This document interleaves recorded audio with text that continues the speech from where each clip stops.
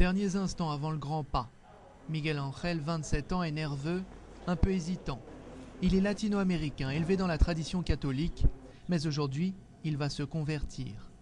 Après la prière aux côtés des fidèles de la mosquée Omar, Miguel Ángel prononce la Shahada, la profession de foi musulmane, en arabe, en anglais, puis en espagnol, guidé par sa compagne, elle aussi convertie.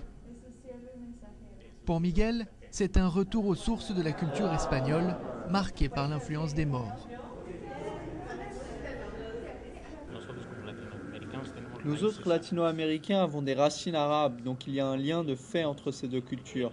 En tant que latino, je ne vais pas vers l'islam, je reviens à l'islam. Lisbeth, Chourouk de son nom musulman, est d'origine mexicaine. Lors des cours d'initiation à l'islam le dimanche à la mosquée, c'est elle qui traduit pour le groupe.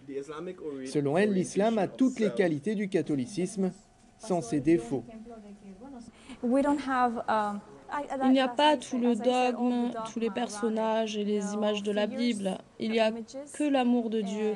C'est la plus grande différence, mais sinon nous partageons la foi, la croyance dans les anges, les prophètes, la bonne conduite et le respect des aînés. Comme Miguel Ángel et Lisbeth, des milliers de latino-américains ont récemment épousé cette religion aux États-Unis. Un phénomène qui a pris son envol après le 11 septembre, mais qui reste difficilement quantifiable, car il a parfois lieu loin des regards. L'islam s'est propagé dans les prisons.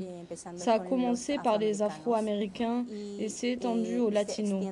C'est quasiment impossible d'avoir des statistiques précises sur le nombre de Latinos qui se convertissent en prison. Mais nous savons qu'il y en a.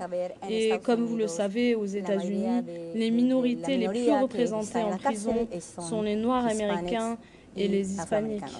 Selon cette association, les latinos convertis seraient entre 40 000 et 70 000 au total dans tout le pays. Chaque semaine, rien que dans cette mosquée, dans un des quartiers latinos de Los Angeles, plusieurs hispaniques viennent prononcer la Shahada. Selon l'imam, ils ont trouvé dans l'islam une nouvelle communauté de valeurs proche de celle que leurs familles ou qu'eux-mêmes ont quittée pour venir tenter leur chance aux États-Unis.